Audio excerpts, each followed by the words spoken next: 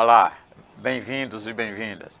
Saber Viver é um programa para seu envelhecimento, para a sua velhice, para nosso longeviver satisfatório.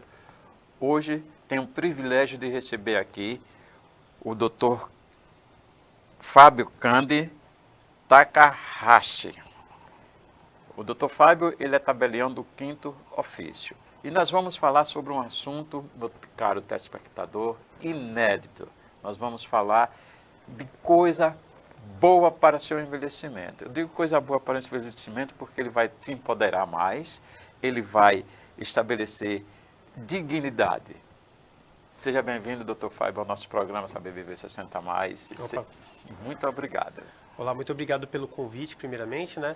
Fico feliz de estar participando desse programa, principalmente para falar de assuntos que ajudam as pessoas, né? Principalmente na melhor idade, né? A respeito de práticas que são oferecidas pelo cartório e que podem auxiliar muito na dignidade das pessoas. Olha, para você ver, era uma surpresa, mas ele já falou prática de cartório. Quando você está falando de tabelião, é diferenciado do que a gente vai falar agora. Você vai guardar, porque você possivelmente vai precisar. Eu te digo, não queira ser possivelmente não. O que você puder fazer logo mais rápido, o Dr. Fábio vai explicar melhor. Dr. Fábio, me diga qual a importância da jornada notarial de 2025 para a proteção dos direitos das pessoas idosas no Brasil. Inclusive, também foi feito aqui em Maceió. Certo. A jornada notarial, ela é um evento que acontece anualmente, simultaneamente em várias capitais do Brasil, né? E cada ano é eleito um tema específico para distribuir informações às pessoas, né? E divulgar a atividade notarial.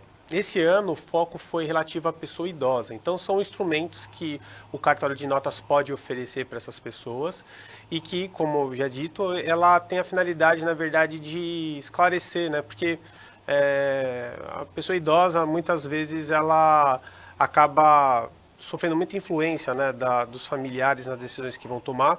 E o cartório, na verdade, ele é um local em que a pessoa pode sentir segurança para conversar a respeito de práticas que ela deseja, né? E às vezes, conversando com o tabelião, você consegue identificar instrumentos que podem te respaldar juridicamente a respeito de determinados temas, né? Olha, o tema é muito importante, vocês vão ver. Quais tabus e medos ainda dificultam as famílias a conversarem abertamente sobre planejamento de fim de vida? Exato. Na verdade, essa é uma questão muito interessante, porque a cultura brasileira, né, a sociedade, ela tem um temor de discutir a morte, né? E discutir exatamente essas questões familiares, né? Então, normalmente, a pessoa que procura o cartório para pensar no relativo ao planejamento patrimonial, ela teme que essa disposição patrimonial ela gere conflito entre os familiares, ou até mesmo ela teme que ela está tomando aquela decisão já porque ela entende que já está nos últimos anos de vida e que não vai ter mais interesse em pensar a respeito das questões patrimoniais. Na verdade, isso é uma questão que ela é fundamental, inclusive não só em relação às pessoas da terceira idade, né? Qualquer pessoa, na verdade, tendo condição, é interessante que ela já passe a pensar no seu planejamento patrimonial, né? Porque tem várias questões, né? Inclusive de ordem tributária, que acaba gerando vantagem se a pessoa já pensa isso de início, né? Por exemplo, o testamento, que é um tipo de instrumento que nós praticamos nos tabeliados de notas, aqui no Brasil pouco se faz, mas em países europeus, principalmente Espanha, Portugal, já são questões que normalmente já são discutidas muito antes, né? Então, na verdade, o problema, é um tabu que as pessoas têm para falar sobre esse assunto. E de que forma o planejamento sucessório, já que o senhor falou, antecipado, reduz conflitos familiares? Veja, de várias maneiras. A principal maneira, na verdade, diz respeito à própria vontade que a pessoa tem de já determinar essa questão patrimonial, né? Então, normalmente, a pessoa ela acaba acumulando um patrimônio durante a vida e às vezes um filho acaba morando numa casa, o outro filho acaba morando num sítio, usa mais a casa de praia, e essas questões elas já vão sendo levadas a direcionamento, né, por parte do proprietário, finalidade de já evitar eventuais conflitos, né? Porque quando a pessoa falece e aí é aberto um inventário, os filhos eles acabam sendo obrigados a pensar a respeito desse assunto e tentar entrar num consenso relativo a essa questão patrimonial. E muitas vezes acaba que eles não entram num consenso em relação à distribuição dos bens. Aí acaba ficando um mesmo imóvel para mais de uma pessoa e tem aquele velho ditado, né, que o cachorro que tem mais de um dono acaba morrendo de fome, né? Então aí acaba havendo até conflito entre os próprios filhos relativo à parte de administração dos bens, né? E o testamento e a doação são instrumentos que acabam auxiliando a pessoa a já pensar a respeito disso e já fazer essa determinação patrimonial antes do falecimento, né? Porque aí você passa a se ofendar bem dignamente, né? Sim. Feliz, né? Sem interferências familiares, né? O que é testamento vital e por que ele é tão importante para garantir a vontade da pessoa idosa enquanto ela ainda está tranquilamente com seus... Então, o testamento vital, na verdade, é um instrumento notarial que visa dar dignidade à pessoa, principalmente nos momentos em que ela possa estar numa condição de incapacidade, né? Então, através do testamento vital, você vai indicar qual é a sua vontade em relação a tratamentos terapêuticos que ela pode estar sujeita, né? Numa eventual condição de incapacidade, indicar pessoas que tomem decisões por ela, caso o instrumento não preveja esse tratamento, né? Então, na verdade, o testamento vital ele tem como finalidade exatamente isso, respeitar não só a pessoa, como o corpo da pessoa, né? Então, antigamente existia um temor a respeito dessa questão, porque o médico, quando ele recebia um paciente nas condições de incapacidade, por uma questão de ética, ele tinha uma obrigação, inclusive até de ordem civil, de buscar todos os meios para que a pessoa vivesse até o último instante, né? Com o testamento vital, essas questões elas acabam respaldando não só o paciente quanto o próprio médico, porque há uma diretriz a respeito do que o médico pode fazer e o que o médico não deve fazer, porque a pessoa ela acabou determinando dessa maneira, né?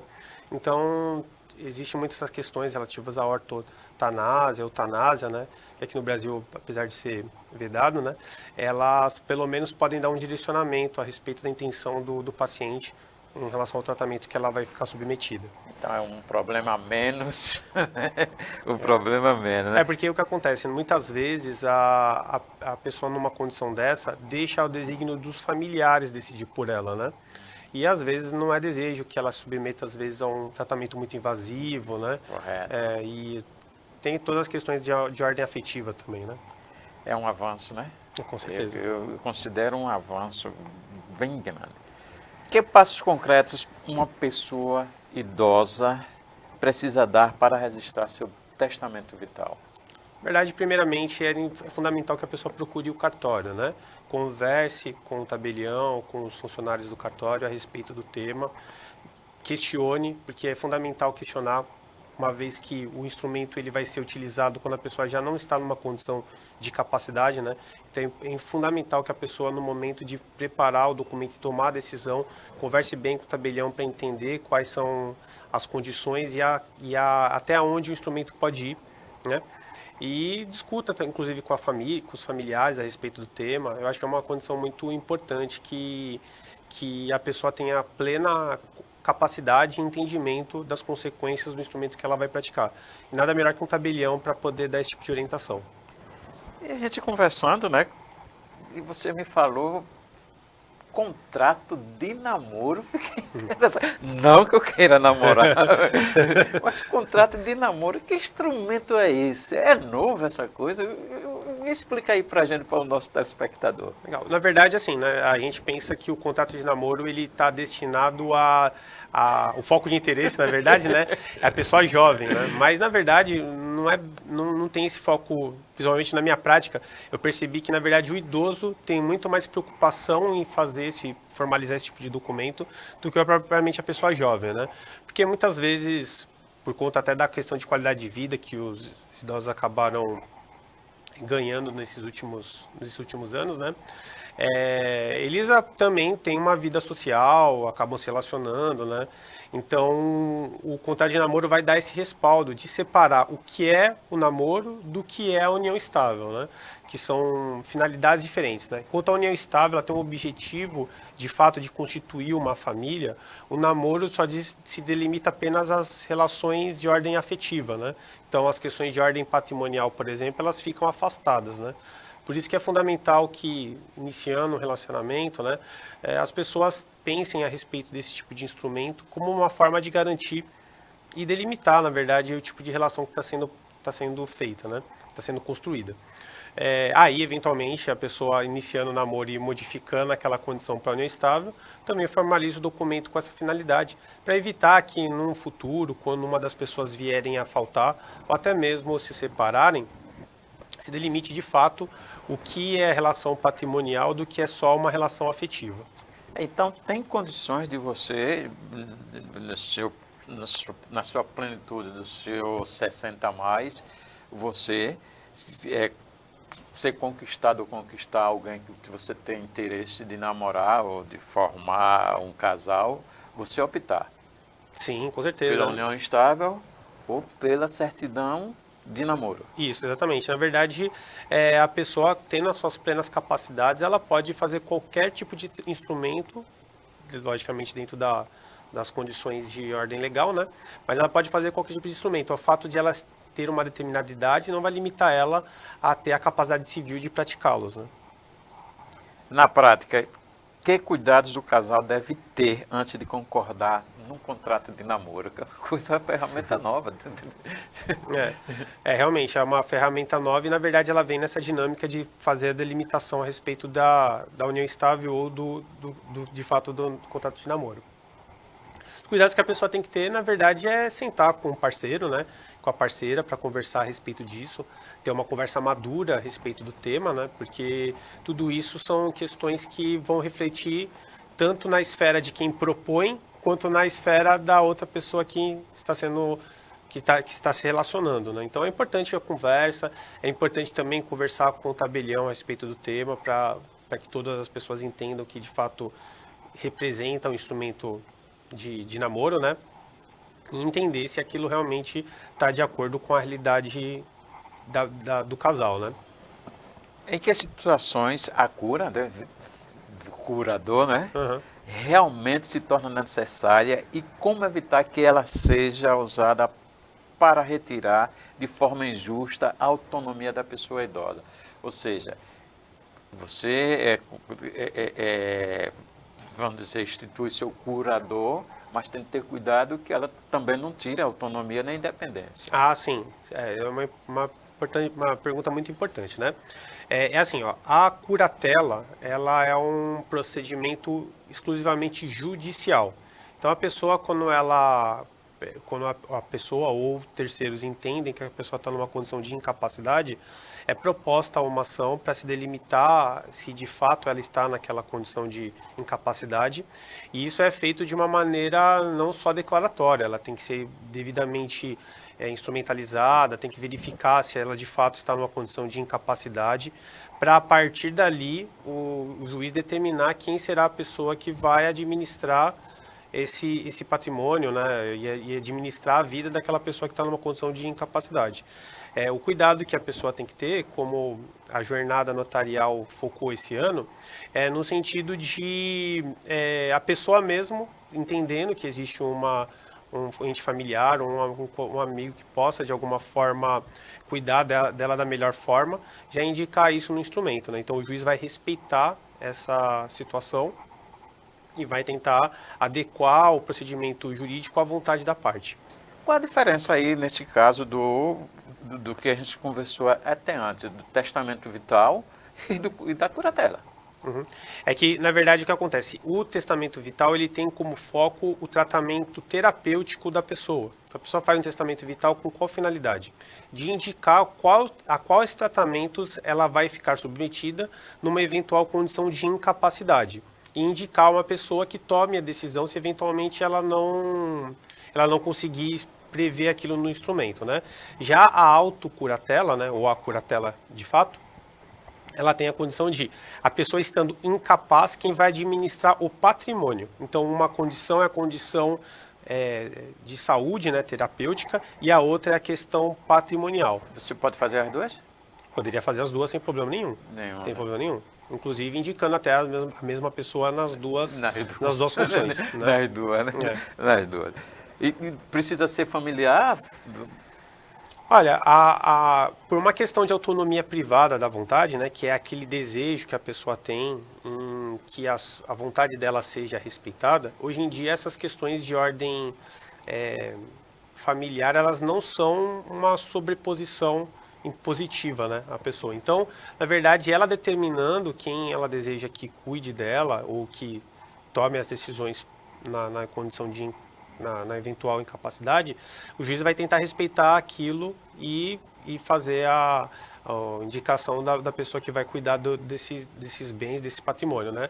Logicamente que isso tudo é feito dentro de uma ótica judicial em que vai ser visto vários pontos de vista, né? Então, a manifestação de vontade indicando quem vai ser o curador é fundamental, é o ponto principal, mas ele não é um ponto absoluto. Então, determinado procedimento pode fazer com que o juiz entenda que a pessoa indicada não seja de fato a que vai ser o curador da pessoa incapaz, né? Doutor Fábio, para os dois procedimentos, tem uma idade ideal para você formalizar? Olha, não existe uma idade ideal, né?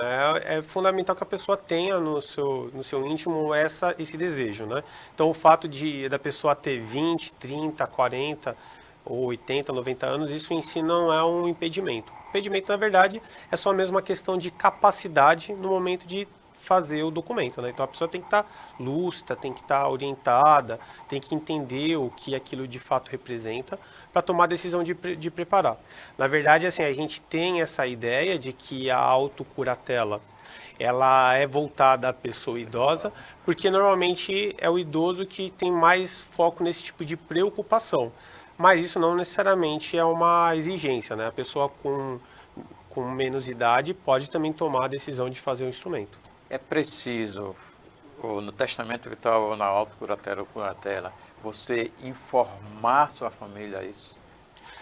Assim, no caso do testamento vital, é interessante que você tenha uma pessoa que vá apresentar o instrumento na condição de fazer aquilo de fato ser respeitado, né? Então, ter uma pessoa que vai ter o cuidado de, no momento da pessoa ser internada no hospital ou de passar pelo tratamento, apresentar o instrumento e falar assim, olha, o desejo dessa pessoa é que o tratamento seja feito nesses termos, né? Nos termos que estão na própria escritura. Agora, no caso da curatela, o CNJ ele desenvolveu uma medida em que, para que haja a opção ou a nomeação do curador, o juiz ele tem que fazer uma pesquisa. Então, a pesquisa no banco de dados que os cartórios do Brasil inteiro abastecem, indicando a existência desse tipo de instrumento. Havendo um instrumento, aí o juiz vai pedir uma certidão ou vai pedir o próprio documento para algum responsável e vai verificar com base no conteúdo qual é o desejo daquela pessoa. Como o curador pode ser preparado e acompanhado para que exerça esse papel com ética, transparência e escuta até da própria curatelada? Exatamente. É fundamental que exista, na verdade, esse grau de confiança, né, entre a pessoa que está fazendo o instrumento e a pessoa que vai acabar recebendo essa responsabilidade, né? Então, o primeiro ponto fundamental em qualquer um desses instrumentos, né, seja o testamento vital, seja no caso da autocuratela, é a questão da confiança que existe entre eles, né? De saber se aquela pessoa de fato pensa igual você pensa, vai ter a vontade de te defender do que você imagina que pode estar submetido, né? Então, o principal fundamento, na verdade, disso tudo é a confiança, né? No caso da curatela, né, existe uma limitação, né? Porque o juiz, quando ele nomeia o curador, ele não dá para o curador poderes plenos de disposição, por exemplo, patrimonial, né? Então, nomeado curador, o fato de ele ser curador não vai permitir que ele saia vendendo os bens da pessoa sem que o juiz assim autorize, né? Então, ali tem uma limitação de ordem legal. No caso do testamento vital, aí é uma situação um pouco mais complexa, porque como não existe ainda esse mecanismo centralizando a existência do documento, vai competir a pessoa que recebeu essa responsabilidade apresentar no momento oportuno. Então é fundamental que a pessoa que faça o instrumento tenha certeza que quem vai receber essa responsabilidade vai cumprir com o que foi combinado. Por isso que a confiança é um elemento central nesses dois tipos de instrumentos. A gente vê exibições nas telenovelas da pessoa até do mais jovem dizer, eu vou lhe interditar. Como é que você analisa essa questão? É assim, eu vou lhe interditar. Na verdade, assim, essa questão toda ela está muito mais no campo da fantasia do que no campo da realidade, né? A vontade de um terceiro de interditar uma pessoa, ela não vai se limitar apenas a essa questão do que ela falou, né? Então, um filho falar que vai interditar o pai não significa que de fato ele vai conseguir interditar. Ele pode provocar o judiciário, que é o único meio para poder resolver essa questão, e o juiz vai fazer uma série de procedimentos para confirmar a incapacidade, né? A partir da confirmação da incapacidade é que vai se determinar uma pessoa que vai representá-lo nesses atos de administração. Então, por exemplo, o juiz ele vai verificar com uma junta médica, né? Vai pedir para um perito ir até o local conversar com a pessoa, vai verificar se de fato, vai chamar a pessoa às vezes até na própria audiência para poder perceber aquilo in loco, né? Verificar naquele momento se de fato a pessoa ela carece de algum tipo de incapacidade. Então, alguém falar que vai te interditar não vai mudar em nada. Quem vai determinar se isso de fato vai acontecer ou não é o juiz. Como transformar ferramentas como curatela, autocuratela, testamento vital, planejamento sucessório? Olha, viu? Tanta coisa a gente precisa saber para saber viver com dignidade, né? Empoderamento. Deixa eu ver. Em uma cultura de planejamento do envelhecimento. Eu acho que, na verdade, tomar ações como a do próprio programa, né, de fazer isso ser divulgado, conversar com os colegas a respeito disso, difundir esse tipo de conhecimento é fundamental nesse momento para que as pessoas elas recebam a informação e passem a se questionar a respeito desse tipo de situação, né? Como eu falei, antigamente até era comum, né, você ouvir dos filhos assim, meu pai tem, vamos supor, 70 anos e agora quem decide tudo por ele sou eu, né? E na verdade, naquela época já não era o correto e hoje tão pouco, né? Hoje em dia pessoas vivem 90 anos de maneira plena, né? Tanto na ordem da saúde física quanto da saúde mental. Então, esses assuntos eles acabaram ficando ainda mais destacados.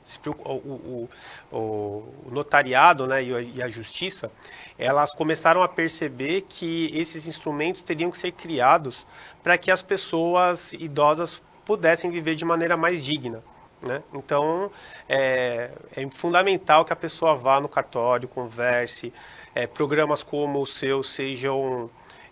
divulguem isso com mais regularidade para que atinja o maior número de pessoas e essas questões sejam objeto de reflexão, né, do idoso, no sentido de entender a situação dele, entender os desejos dele e ser respeitado. Tem uma frase até interessante nos cards de vocês, né? Como é que foi? Planejar o futuro, planejar o presente para viver o futuro. Tá vendo? Você planejar o presente para viver o futuro. Para viver o futuro com prazer e bem com sua família, né? Em paz, dignamente. De que forma a central notarial dos cartórios de notas auxilia magistrado e familiares na proteção do idoso, evitando que eles fiquem sob a tutela de pessoas que não escolheu? Importantíssimo. Sim. Na verdade, assim, partindo do pressuposto que a pessoa ela vai ao cartório e pratica o documento, a escritura de autocuratela, o tabelião, a partir do momento que finaliza o ato, ele comunica a uma central, né? E essa central, na verdade, que ela é administrada pelos próprios cartórios, é um instrumento fundamental para que aquela manifestação de vontade, né, que é o desejo da pessoa de ter a indicação de uma pessoa querida como administrador de seus bens ou de tomada de determinadas decisões, elas vão para essa central. O CNJ, ele regulou esse procedimento, né? E a partir de agora, os juízes, quando eles receberem o pedido para que seja determinado um curador, ele deverá fazer a consulta nessa central antes de tomar a decisão. Então, é fundamental primeiro que a pessoa vá ao cartório discutir e formalize o instrumento, se assim for o desejo dela. E a consequência disso é que vai ficar respaldado numa eventual condição de incapacidade que o juiz verifique essa condição antes de tomar qualquer decisão, né? A gente sempre pensa que essas questões elas nunca vão acontecer com a gente, né? Mas é necessário que a gente tenha um pensamento mais reflexivo a respeito desse tema, né? Não torne isso um tabu, porque às vezes uma família, um pai tem 3, 4 filhos e ama todos eles de igual maneira, mas ele sabe que aquela pessoa que realmente pensa as mesmas coisas que ele pensa, o que vai defender os valores que ele mesmo defende, é um filho ou outro, né? Então é importante que o instrumento seja feito para fazer esse tipo de direcionamento. Até para evitar até briga entre os próprios filhos, né? Qual foi a perspectiva que vocês tiveram, até mesmo a expectativa, como é que foi, do evento? O evento foi muito positivo. Esse ano aqui ela aconteceu próximo da roda gigante aqui da Pajuçara, né? Então é um lugar de muita visibilidade, as pessoas procuraram a gente para receber esse tipo de informação e foi um passo que foi dado no sentido de divulgar esse tipo de... Preparar até o Brasil, né? Exato, exato. Como as ações elas aconteceram simultaneamente em vários estados, né? Então foi uma forma de, por exemplo, promover esse tipo de instrumento, né? Principalmente para a pessoa idosa. Então foi muito bom, a gente ficou muito agradecido, até eu agradeço a oportunidade de agradecer a prefeitura por ter cedido o espaço, né? É um lugar importante para poder fazer a divulgação desse tema. Qual foi a pergunta que eu deixei de fazer a você que você gostaria de ressalvar? Olha, a pauta foi bem completa a respeito do tema, eu acho que isso é uma condição muito importante. O que eu posso complementar a respeito disso na verdade, é uma mensagem que eu vou dedicar às pessoas idosas, né? O cartório, ele é um centro que permite a você discutir assuntos que às vezes você não tem oportunidade nem de falar com a sua própria família. Não só de ordem patrimonial, até de ordem sentimental, de coisas que você deseja e que às vezes você não tem oportunidade de falar. Então é legal que você vá ao cartório, converse com o tabelião, para a gente poder entender a sua demanda e poder te auxiliar. Muitas vezes você vai ouvir de pessoas de que você não tem capacidade ou que você não tem condição de tomar determinadas ações. E isso não é verdade. Enquanto você for capaz, independente da idade que você tenha, você tem toda a condição de tomar as decisões por si. Então, se você tem dúvidas, se você acredita que você deseja alguma situação e alguém falou para você que não é possível, se isso estiver dentro do âmbito dos cartórios, você pode procurar um tabelionato de notas próximo da sua residência, que nós estamos preparados para te ouvir e te auxiliar no que tiver que ser feito. Então, a minha mensagem, na verdade, é nesse sentido, né? Eu lembro que quando eu comecei a trabalhar no cartório, existia muito aquela cultura às vezes, do próprio idoso procurar a gente e falar assim, o meu filho falou que eu não posso vir aqui fazer uma procuração, que eu não posso vir aqui fazer uma doação e que agora quem decide tudo é ele, né? E aí eu tinha que explicar para ela que não era dessa maneira. Hoje em dia isso tudo evoluiu bastante, as pessoas elas já têm conhecimento e já entendem essa situação de uma outra maneira. Mas se você tem dúvida a respeito de qualquer tipo de orientação, procure o cartório. Você vai lá conversar com a gente, não vai ser cobrado nada para poder receber informação, né? Isso é muito importante deixar claro. E a gente está lá para atender a população da melhor forma possível. Meu caríssimo telespectador, você viu a aula que nós recebemos hoje, né? Estou muito agradecido mesmo, doutor Fábio Candi, pelas suas informações, pelos seus conhecimentos, que fez o nosso saber viver, mais uma vez, ter lições para o nosso envelhecimento digno. Muito obrigado. Deixa aí para as considerações finais. Eu agradeço muito o espaço e a oportunidade de vir aqui conversar. Fico aberto para novos convites, né? A gente falou hoje de vários temas e talvez a gente focar em cada um deles seja uma possibilidade de também fazer uma divulgação, de discutir melhor esses assuntos. Então eu fico muito feliz pela oportunidade e agradeço muito a nossa conversa. Foi muito bom. Obrigado, Fábio. Acabamos de falar com o tabelião do Quinto Ofício, Dr. Fábio Candice, sobre curatela, autocuratela, testamento vital e planejamento sucessório. Muito obrigado pela sua companhia e até breve.